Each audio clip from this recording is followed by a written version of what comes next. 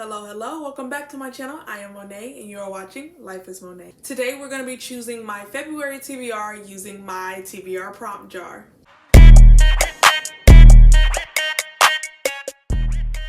Last month was a heck of a month and I am really looking forward to seeing what is going to be in store for me this month, and hopefully I can continue knocking down some of the unread books on my TBR. So we're gonna roll our dice and see how many books we'll be reading. I'm hoping that the jar is quite considerate this month because school has officially started, and yeah, I don't want to be overwhelmed between grad school and my TBR. Picking up our dice. 8. Okay, so we have 8 books and that feels totally doable because that would put me at an average of 2 books per week, and I feel like I can do that. So we're going to shake up our jar and we're going to start pulling our prompts. I don't know why I have this gut feeling that I'm nervous about what might come out of the jar. The first prompt we have is a book with an ugly cover. I feel like that's kind of a hard one for me because I am attracted to covers that I think looks good. And so what am I going to pick for an ugly cover? Okay, I don't necessarily think this is an ugly cover, but I cannot find one that is uglier. Yeah, I cannot find a less pretty book than this one. I don't think that this cover is necessarily ugly, but it is not one that I was drawn to because of the cover for sure, and I do think that is one of my least favorite covers that I own. This is actually a gift that was sent to me from my wish list from one of my subscribers on my channel, and I was very grateful. I'm very excited to read this, and that is going to be Beyond Redemption. So I don't necessarily think that this cover is ugly, but yeah, I can't find anyone less attractive than that one. So we're gonna go with this one. The synopsis of this book is that there is multiple people that are trying to create this god, or taking this young boy and making him ascend to godliness, and they want to use him to control the people who believe in this religion. And so they want to create a god, but they want to create a god that they can control and everything that comes with that. But this boy who is supposed to become a god has a lot of people who are after him because they all want to use him for their own purposes to control him, and also the believers who will believe in him once he actually becomes a metaphorical, or I don't know if it's literal or metaphorical, but whenever he becomes a god, they want to be able to manipulate him and all of his followings. And I have heard nothing but great things about this. You guys know that I love books centered around religions and beliefs and faith and just corruption and conspiracies and manipulating someone's faith to make them believe what you want them to believe in, and just how much power a person can gain when they are able to manipulate the faith of the masses. I eat those types of books up, and this is a book that I am expecting to love because the plot sounds perfect for me and just my taste. And also, almost everyone I know who has read this book has given it 5 stars, and that is just making me increasingly more excited to read it. And I am just so grateful to my subscriber who sent me this book over the recent Christmas season because I am very, very excited for this one, and I really, really think I'm going to love it. So we're going to pick our second pull. Pull number 2 is, if I can get it open, a book with your favorite genre or plot. My favorite genre or plot. I like this. For this prompt, I'm going to be picking up a middle grade, which is called The Last Cueta. In this book, something has happened to planet Earth, and select individuals have been selected to travel into space and to colonize another planet so that the human race could continue to live on. Once they arrive at this new location where they're supposed to continue the human race, it is hundreds of years into the future from when they actually left the planet Earth, and our main character, Petra, is the only one that can kind of remember what Earth was like and the history of Earth and just all the things that happened there, because the scientists behind this whole space exploration decided to wipe the minds of everyone when they went into space to try to start humanity over again. And our main character has to carry the weight of knowing what the history of the human race was. Petra must decide whether or not she's going to share the memories and the histories of things that happened on Earth, and how she's going to get them to move forward again when they cannot even remember their past. I thought that this was such a beautiful freaking cover, even for a middle grade, and I expect to love this one as well. Even under the dust jacket, it's just so pretty, and I'm very excited for this one too. Going in for pull number 3. I must choose a YA from a recommendation video. So I'm gonna go to YouTube. I'm gonna look up a recommendation video. I read it in high school, probably in like grade 9 or 10, and I remember really loving it. And it is a really old book now. I think I read it like quite a few years after it had already come out. But that book is Graceling by Kristen Cashore. So after watching Jenny's video from This Story Ain't Over, I am going to be picking up Graceling, which is a book that I started last year, and I think I read maybe 50, maybe 75 pages, and I, for some reason, just never went back to it. This is a pretty popular YA, especially when they recently got their recovers, and there was a new one that was released not too long ago, and I know that that had a lot of hype when it was coming out, and each book in the series actually follows a different character, so it alleviates some of the pressure for me having to pick up the next one right away. The synopsis of this one says that Katsa is a Graceling, one of the rare people born with an extreme skill. As niece of the king, she lived a life of privilege until the day her ability to kill a man with her bare hands revealed itself during a royal banquet.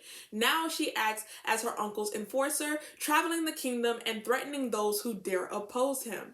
But everything changes when she meets Poe, a foreign prince graced with combat skills who is searching for the truth about his grandfather's disappearance. When Katsa agrees to help him, she never expects to learn a new truth about her own grace, or about a terrible secret that could destroy them all. This sounds very interesting and also very fast-paced, and I am excited to put a YA on this list because so far we have an adult fantasy, we have a middle grade fantasy, and then we also have a YA fantasy. So I will be reading from every age group in the month of February. I am so thankful for this jar because like the type of TBRs that I end up building from like just using the jar, I know that I would have never put together myself, and it's helping me really get through my physical TBR. The next prompt we have is to read the next book in a series that I have not finished yet. This is also a really good one. For this prompt, we're going to be picking up Mad Ship, which is the second book to the Life Ship Traders trilogy by Robin Hobb. I actually read Ship of Magic in January and fairly enjoyed it, so I am looking forward to reading the sequel. Hopefully I can make my way through the series rather quickly and just be done with like this second trilogy in the realm of the Elderlings, and that would just be good. Okay, we have 4 so far and we're going in for pull number 5, and I have like 17 papers in my hand. I need to finish a series. What am I close to being done with? I need to finish a series. Last year in the month of December, I ended up reading the first 2 books in the First Law trilogy. I read The Blade Itself and Before They Are Hanged, and so I am on the 3rd book for The Last Arguments of Kings, and that will conclude the First Law trilogy for me. So I will be wrapping up this series, and I'm very excited to see how it's going to end because reading it has been a journey so far. In these books, we're following multiple characters in this world where there's an impending war and different politics that are bringing tensions to a head. There's also like these supernatural kind of like White Walker type creatures that are coming into play, and then we also have this wizard that is in the background preparing for like this war or battle with like other wizards, and somehow in this book all of that is supposed to tie together. I'm not exactly sure because you don't get much in terms of a plot or a synopsis for these books, and apparently that is done on purpose. And in the first 2 books, we are literally just following certain characters do things that we do not know what purpose they serve. It's interesting, it's brutal. I do like some of the characters that we follow, especially Glocta and Logan Ninefingers, but I am not exactly sure where we are going in this series. I don't exactly know the goal, and so I'm very interested to see how all of this is going to come to a complete head in the end. So going in for pull number 6, we have a book that you bought because of the cover. That could be literally anything. Like, I buy everything because of the cover. For this prompt, I'm going to select How Moon Fuertes Fell in Love with the Universe. This is a book that I have been putting on my priority list to read as soon as possible, and I feel like that was the perfect time to like put it on here to make sure that I read it, because I've been doing pretty good for the last 3 months with reading books that I specifically put on my TBR. This is another YA, but it's a YA romance. Moon Fuertes accepted her fate as the ugly, unwanted sister, hiding in the background, destined to be nothing more than her sister's camera woman. But this summer, Moon also takes a job as a merch girl on a tour bus full of beautiful influencers, and her fate begins to shift in the best possible way. Most notable, of course, is her bunkmate and new nemesis, Santiago Phillips, who is grumpy, combative, and also the hottest guy Moon has ever seen. Moon is certain she hates Santiago and certain he hates her back. But as chance and destiny, and maybe probably close proximity, brings the two of them in each other's perpetual paths, Moon starts to wonder if that's really true. She even starts to question her destiny as the unnoticed, unloved wallflower she always thought she was. Can this summer change Moon's life as she know it? I am sold on a lot of aspects in this book. First of all, the cover is stunning. We have a character who doesn't necessarily believe that she could be the center of attention and like the it girl, and I am excited to follow her on this journey as she learns to love herself and to like put herself in the front and center. And I personally love having grumpy characters in a romance, so I am also sold on the fact that Santiago is proposed as like this grumpy person and they're going to be in forced proximity because they're on this tour bus. I'm just hoping overall that it's short and cute and heartwarming, and I just hope that it's a really good story. We have 6 books so far. We're picking 2 more. I don't feel too overwhelmed by this TBR because we do have a middle grade and 2 YAs, and one is like a YA like romance, so those are going to be pretty light reads.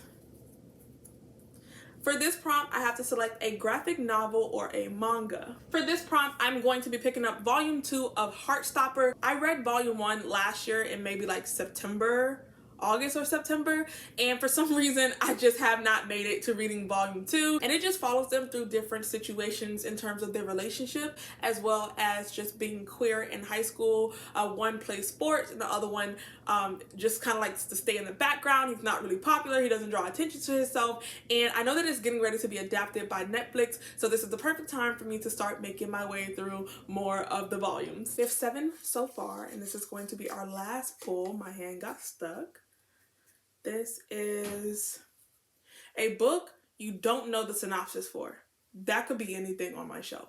I mean that with like the utmost sincerity. I don't read synopsis. That could be anything. For that prompt, I am going to select The Soulmate Equation, which was another Christmas gift that was sent to me recently, and I have heard of this author. I read The Unhoneymooners. I gave it 5 stars. I thought it was very funny. I have no idea what this book is about. The only reason that I knew it was going to be a romance is because of the name of the author, and yeah, hopefully I enjoy this. It seems rather short, and I've already given this author 5 stars before, so let's hope that this is also a really good one, and then maybe I can add her to my list of authors to check out more and read more books from. Now that I'm holding it all together, it seems like a lot more books to read than I felt like it was. Like, this is actually heavy. I'm gonna put this down. We're going to be reading The Soulmate Equation, which is an adult romance. We're gonna be reading The Last Argument of Kings, which is going to finish out an adult fantasy series that I am reading. Then I have Heartstopper Volume 2, which is a graphic novel that is centered around a queer romance. We also have How Moon Fuertes Fell in Love with the Universe, which is going to be, I think, a YA romance, a YA contemporary romance.